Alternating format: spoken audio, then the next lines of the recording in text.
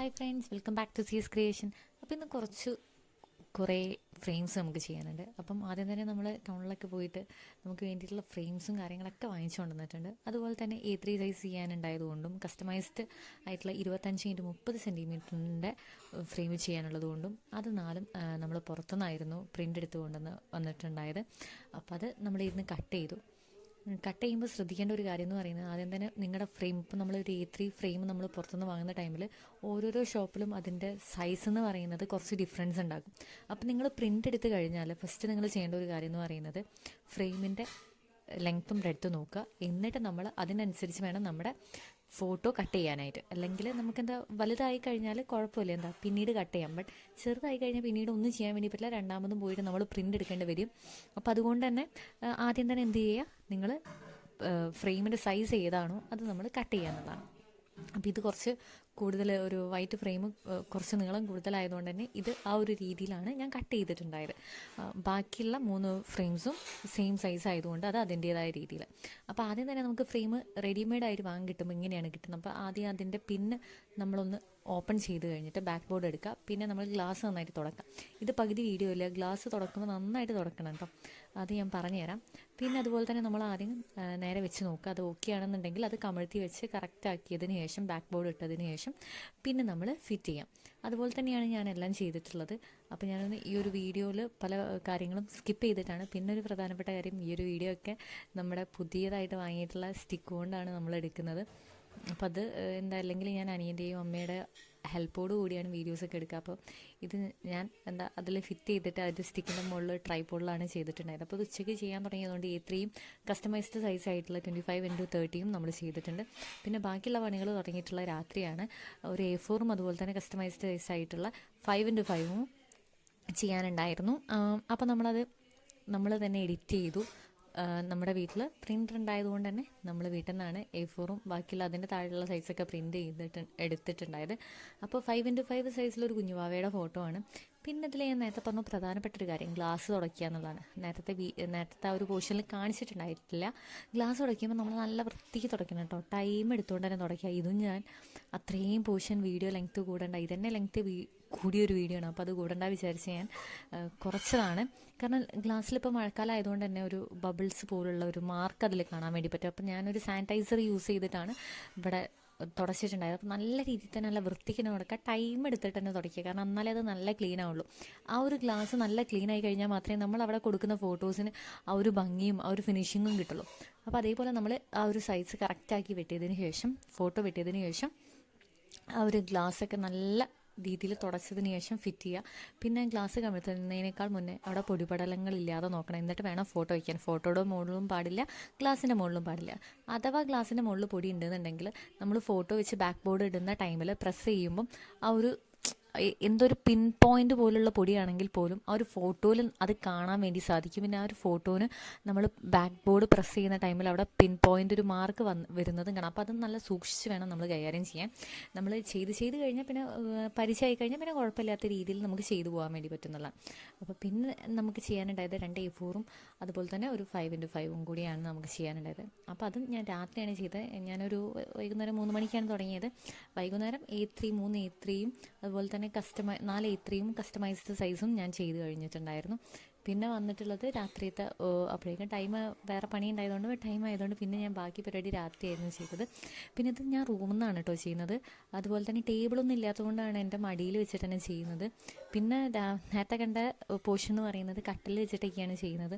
കാരണം റൂമിൽ കട്ടിലും അതുപോലെ തന്നെ ഒരു ടേബിൾ ഉണ്ട്. ആ ടേബിളിലാണ് എൻ്റെ പ്രിൻ്ററും ലാപ്ടോപ്പും വെച്ചിട്ടുണ്ടായത്. അതുകൊണ്ട് തന്നെ സ്പേസ് ഇല്ല. പിന്നെ നിലത്ത് വെച്ച് ചെയ്യുമ്പോൾ ഫ്രെയിമിൽ സ്ക്രാച്ച് വീഴുമെന്ന് വിചാരിച്ചിട്ടാണ് കട്ടിലിൻ്റെ മുകളിലും എൻ്റെ മടിയിലൊക്കെ വെച്ച് ഞാൻ ചെയ്യുന്നത്. പിന്നെ ഈ ഒരു ഫ്രെയിം ബാക്ക് ബോർഡ് ഇട്ടതിന് ശേഷം ആ ഒരു പിന്നെ ടൈറ്റ് ആക്കിയതിന് ശേഷം ചെയ്യേണ്ട ഒരു കാര്യമാണ് നമ്മൾ ബ്ലാക്ക് ടാപ്പ് ഒട്ടിക്കുക എന്നുള്ളത്. ആ ഒരു ബ്ലാക്ക് ടാപ്പ് ഒട്ടിക്കുന്നതിലൂടെ നമ്മൾ പിൻ ചെയ്ത് കഴിഞ്ഞാൽ ആ ഒരു പിന്ന് ലൂസാവാനുള്ള ചാൻസ് ഉണ്ട്. അപ്പോൾ ആ ഒരു ഫിനിഷിങ് കിട്ടാനും അതുപോലെ തന്നെ ആ ഒരു ബോർഡും ഫ്രെയിമും കൂടെ ഫിറ്റായിട്ട് നിൽക്കാനും കൂടെ കുറച്ച് ടൈറ്റായിട്ട് നിൽക്കാനും കൂടിയാണ് ചെയ്യുന്നത്. പിന്നെ നമ്മൾ ബ്ലാക്ക് ടാപ്പ് ഒട്ടിച്ച് കഴിഞ്ഞാൽ ഞാൻ ചെയ്യുന്നത് എൻ്റെ ഒരു വിസിറ്റിംഗ് കാർഡും അതുപോലെ തന്നെ എൻ്റെ ഒരു ലോഗോ വെച്ചിട്ടുള്ള ഒരു സ്റ്റിക്കറും ബാക്കിൽ ഒട്ടിക്കുന്നുണ്ട്. ആ ഒരു ലോഗോയിൻ്റെ കൂടെ തന്നെ എൻ്റെ ഇൻസ്റ്റഗ്രാമിൻ്റെ ഐഡിയും എൻ്റെ ഫോൺ നമ്പറും കൂടെ ഞാൻ ഇൻക്ലൂഡ് ചെയ്തിട്ടുണ്ട്. അപ്പം നമുക്ക് എങ്ങനെയാണോ അതുപോലെ തന്നെ നമുക്ക് ഇഷ്ടമുള്ള രീതിയിൽ ചെയ്യാന്നുള്ളത്. അപ്പം ഞാനിങ്ങനെയാണ് ചെയ്യുക. പിന്നെ ആ ഒരു സ്റ്റിക്കർ ഞാൻ ഒട്ടിക്കുന്നത്, ലോഗോ സ്റ്റിക്കർ ഒട്ടിക്കുന്നത് ഫ്രെയിമിൻ്റെ താഴെ റൈറ്റ് കോർണറിലായിട്ടാണ് ഞാൻ ഒട്ടിക്കുന്നത്. എനിക്ക് അവിടെയാണ് കുറച്ചും കൂടെ കംഫർട്ടും കുറച്ചും കൂടെ അട്രാക്റ്റീവായിട്ട് എനിക്ക് തോന്നിയിട്ടുള്ളൊരു കാര്യം. റൈറ്റ് കോർണറിൽ താഴെയാണ് തോന്നിയിട്ടുള്ളത്. അപ്പം നമുക്ക് എങ്ങനെയാണോ ആ ഒരു രീതിയിൽ നമുക്ക് യൂസ് ചെയ്ത് ചെയ്യാന്നുള്ളതാണ്. പിന്നെയെന്ന് പറയുന്നത് ഞാൻ നേരത്തെ പറഞ്ഞ പോലെ ആ റൂമിൽ കുറച്ച് സ്പേസ് ചെയ്യുന്നുള്ളൂ, അതുകൊണ്ടാണ്. പിന്നെ കട്ടിലൊക്കെ നമുക്കൊരു പണി തുടങ്ങുമ്പം അലങ്കോലാകൃതമായിട്ടാണ് ഉണ്ടാവുക. അപ്പോൾ ആ ഒരു രീതിയിലാണ് ഈ ഒരു വീഡിയോ ഫുള്ളും. പിന്നത്തെ പ്രധാന ഒരു കാര്യം എന്ന് പറയുന്നത് എൻ്റെ ഫോണിന് വളരെയധികം ക്ലാരിറ്റി കുറവാണ്. അപ്പോൾ ഉള്ള ക്ലാരിറ്റി വെച്ചിട്ടാണ് ഈ ഒരു വീഡിയോയും കാര്യങ്ങളൊക്കെ ചെയ്യുന്നത്. അപ്പോൾ അതിൻ്റേതായ ക്ലാരിറ്റി കുറവുകളും ഒക്കെ വരുന്നുണ്ട് എന്നുള്ളതാണ്. പിന്നെ 25x30 സൈസ് വരുന്ന ഫോട്ടോ ഇതാണ്. പിന്നെ ഒരു കുഞ്ഞുവാവയുടെ 2 ഫോട്ടോസാണ്, ഒരു A3യും അതുപോലെ തന്നെ 5x5. അതൊരാൾക്കാണ് നമ്മൾ സെയിം ആൾക്കാണ് ചെയ്ത് കൊടുക്കുന്നത്. രണ്ടും വേറെ വേറെ ഫോട്ടോസാണ് എന്നുള്ളതാണ്. അപ്പോൾ ഇതൊക്കെ ചെയ്യുന്ന ടൈമിൽ നമുക്ക് ഈ ചെയ്യുന്ന പണിയേക്കാൾ ഒരു സാറ്റിസ്ഫാക്ഷൻ കിട്ടുന്നത് അത് അവർക്ക് ഇഷ്ടപ്പെട്ടു എന്ന് കേൾക്കുമ്പോഴാണ്. കാരണം നമ്മളുടെ അടുത്ത് അധികം റെക്കറിങ് കസ്റ്റമേഴ്സാണ് വരുന്നത്. വന്ന കസ്റ്റമേഴ്സ് തന്നെയാണ് പിന്നെയും പിന്നെയും വരുന്നത്. കാരണം അതിൽ നമുക്ക് ഒരുപാട് സന്തോഷം. കാരണം ഒരു കസ്റ്റമർ നമ്മളുടെ അടുത്ത് വന്നിട്ട് ഒരു സാധനമായി പോയിട്ട് പിന്നെയും വരുന്ന ടൈമിൽ നമ്മൾ ചിന്തിക്കേണ്ട ഒരു കാര്യം എന്ന് പറയുന്നത് ആ കസ്റ്റമർക്ക് നമ്മുടെ മുന്നത്തെ ഒരു പ്രൊഡക്റ്റ് ഇഷ്ടമായതുകൊണ്ടാണല്ലോ പിന്നെയും വരുന്നത്.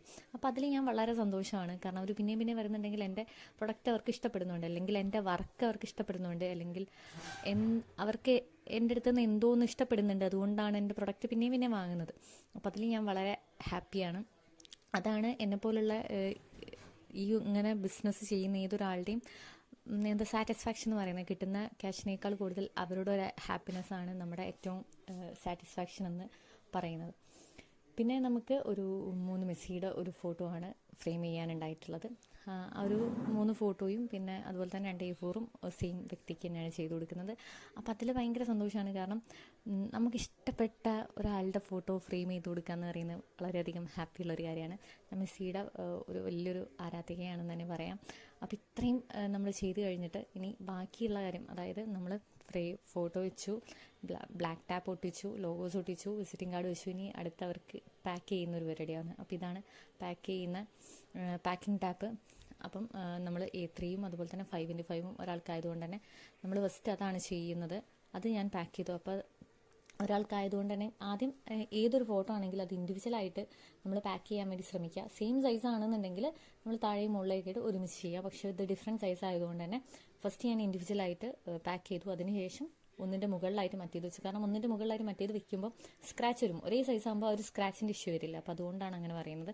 അങ്ങനെ അത് നമ്മൾ രണ്ടും ഒരുമിച്ച് പാക്ക് ചെയ്തു, ഒരു കവറിലാക്കി നമ്മൾ സ്റ്റിക്കറൊക്കെ ഒട്ടിച്ചു. പിന്നെ നമ്മൾ പാക്ക് ചെയ്ത് കഴിഞ്ഞാൽ ഞാൻ ഇതിൻ്റെ പുറത്ത് ഒരു താങ്ക് യു സ്റ്റിക്കറും കൂടെ ഇൻക്ലൂഡ് ചെയ്യുന്നുണ്ട്. വിസിറ്റിംഗ് കാർഡിൽ നമ്മൾ ഇൻക്ലൂഡ് ചെയ്യേണ്ട കാര്യം എന്ന് പറയുന്നത് ഞാൻ ഇൻക്ലൂഡ് ചെയ്തിട്ടുള്ള കാര്യം എന്ന് പറയുന്നത് ഞാൻ ചെയ്യുന്ന എല്ലാ കാര്യങ്ങളും. ഇപ്പോൾ ഞാൻ ചെയ്യുന്നത് ഫോട്ടോ ഫ്രെയിം മാത്രമല്ല, ഒരുപാട് ഗിഫ്റ്റ് ഐറ്റംസ്, റെസിനായിട്ട് കാര്യങ്ങളൊക്കെ. അപ്പോൾ അതിൻ്റെയൊക്കെ ഡീറ്റെയിൽസ് ഞാൻ അതിൽ കൊടുത്തിട്ടുണ്ട്. അതുപോലെ തന്നെ വാട്സപ്പ് ഗ്രൂപ്പിൻ്റെ ഒരു QR കോഡ് കൊടുത്തിട്ടുണ്ട്, Instagram ID കൊടുത്തിട്ടുണ്ട്, ഫോൺ നമ്പർ കൊടുത്തിട്ടുണ്ട്. അപ്പോൾ അതൊക്കെ ഞാൻ ഇൻക്ലൂഡ് ചെയ്യുന്നുണ്ട്. പിന്നെ അതുപോലെ തന്നെ ഞാൻ അടുത്ത ആൾക്കാരുള്ളതാണ് കസ്റ്റമൈസ്ഡ് സൈസായത് 25x30 സെൻറ്റിമീറ്ററിൻ്റെ ഒരു ഫ്രെയിം. അപ്പോൾ അതും കൂടെ പാക്ക് ചെയ്തു. പിന്നെ നമുക്കൊരു 5 ഫ്രെയിം ഒരുമിച്ച് പാക്ക് ചെയ്യാനുള്ളതാണ്. അപ്പോൾ ഫസ്റ്റ് ഞാൻ പറഞ്ഞു ഒരേ സൈസ് ആകുമ്പോൾ നമുക്ക് ഒരുമിച്ച് പാക്ക് ചെയ്യാനുള്ളത്. അപ്പോൾ ഇത് A3 രണ്ടും ഒരേ സൈസാണ്. അപ്പോൾ അതുകൊണ്ട് തന്നെ ഞാൻ A3 സൈസ് പാക്ക് ചെയ്തു. പിന്നെ അതിൻ്റെ മുകളിൽ ഒരു A3 വെച്ച് 3 A3യും 2 A4 ആണ്. അപ്പോൾ 2 A4 ഞാൻ ഇതിൻ്റെ സൈഡായിട്ട് വെച്ചു. അപ്പോൾ നമുക്ക് ഒരു A3 സൈസ് തന്നെ നമുക്ക് ലഭിക്കുന്നതാണ്. അപ്പോൾ അതുകൊണ്ട് തന്നെ അത് ഞാൻ പിന്നീട് ഒരുമിച്ച് അങ്ങോട്ട് പാക്ക് ചെയ്തു. ഈ പാക്ക് ചെയ്യുമ്പോൾ നല്ല രീതിയിൽ തന്നെ കോർണേഴ്സ് പാക്ക് ചെയ്യാൻ വേണ്ടി ശ്രമിക്കുക. കാരണം അത് കസ്റ്റമറിലേക്ക് എത്തുന്നതിനേക്കാൾ മുന്നേ നമ്മൾ കൊണ്ടുപോകുന്ന ടൈമിൽ ഏതൊരാളെ പറഞ്ഞിട്ട് കാര്യമില്ല. നമുക്ക് അഥവാ ഒരു തട്ടലോ മുട്ടലോ ഉണ്ടെന്നുണ്ടെങ്കിൽ ജസ്റ്റ് പൊട്ടാനുള്ള ചാൻസ് കൂടുതലാണ്. അപ്പോൾ അതുകൊണ്ട് തന്നെ എല്ലാ കോർണേഴ്സും നല്ല വൃത്തിക്ക് പാക്ക് ചെയ്ത് കഴിഞ്ഞാൽ ഇവിടെ തട്ടി കഴിഞ്ഞാലും ഒരു വലിയ തട്ടലോ ഒരു ചെറിയ തട്ടലോ തട്ടി കഴിഞ്ഞാലും പെട്ടെന്നൊന്നും പൊട്ടില്ല. അപ്പോൾ അതുകൊണ്ട് തന്നെ നല്ല രീതിയിൽ തന്നെ പാക്ക് ചെയ്യുക. കസ്റ്റമറിൻ്റെ കയ്യിൽ എത്തിക്കഴിഞ്ഞാൽ അവിടെ ഹാങ് ചെയ്ത് കഴിഞ്ഞാൽ നമുക്ക് പിന്നെ അവിടെ ഡാമേജ് വരാനുള്ള ചാൻസ് കുറവാണ്. അപ്പോൾ അതുകൊണ്ട് തന്നെ എല്ലാ സൈസ് സ്ഥലവും നല്ല രീതിയിൽ പാക്ക് ചെയ്യാം. പിന്നെ ഇത് കുറച്ച് ദൂരമുള്ള ആളുകൾക്കാണ് കൊടുക്കുന്നതെങ്കിൽ നമ്മളത് നല്ല രീതിയിൽ തന്നെ പാക്ക് ചെയ്യുക. പാക്കിംഗ് ടാപ്പ് ഒട്ടിച്ച് കഴിഞ്ഞാൽ നമ്മൾ പേപ്പർ വെച്ചിട്ട് തന്നെ പാക്ക് ചെയ്യുക. ഞാൻ പൊതുവേ നല്ലൊരു പേപ്പർ വെച്ചിട്ടാണ് പാക്ക് ചെയ്യുക. ഇപ്പം ആരും പേപ്പർ വായിക്കുന്നില്ല. ഇവിടെ പേപ്പർ കിട്ടാനുള്ള ക്ഷാമം കൊണ്ട് ഞാൻ കൊണ്ടുവന്ന ഫ്രെയിം പൊതിഞ്ഞു കൊണ്ടുവന്ന പേപ്പർ തന്നെ അവർക്ക് പൊതിഞ്ഞു കൊടുക്കുകയാണ്. പിന്നെ അത് നല്ലൊരു കവറിലേക്കാക്കി ഞാൻ നേരത്തെ പറഞ്ഞ പോലെ പാക്ക് ചെയ്ത് കഴിഞ്ഞ് നമ്മൾ സ്റ്റിക്കറൊക്കെ വെച്ച് ഒട്ടിച്ച് ഞാൻ യൂസ് ചെയ്ത് സ്റ്റിക്കർ പേപ്പറാണ്. സെല്ലോ ടാപ്പ് ഇല്ലാഞ്ഞിട്ടല്ല, സ്റ്റിക്കർ പേപ്പർ എക്സ്ട്രാ അഡീഷണൽ ആയിട്ട് ഉണ്ടായപ്പോൾ ഞാൻ സ്റ്റിക്കർ പേപ്പർ യൂസ് ചെയ്തു എന്നുള്ളൂ. സ്റ്റിക്കർ പേപ്പർ യൂസ് ചെയ്തതിന് ശേഷം നേരത്തെ പറഞ്ഞ പോലെ തന്നെ നമ്മൾ താങ്ക് യു സ്റ്റിക്കർ ഒട്ടിച്ച് കഴിഞ്ഞു എന്നുള്ളത്. പിന്നെ ഈ ഒരു പണി കഴിഞ്ഞപ്പോൾ എൻ്റെ റൂമിൻ്റെ കോലമാണ് ഈ കാണുന്നത് ഫുള്ളും. അപ്പോൾ എന്തായാലും ഒരുപാട് കാലത്തിന് ശേഷമാണ് ഇത്രയും ഓർഡേഴ്സ് ഒരുമിച്ച് കിട്ടുന്നത്. Thank you for watching this.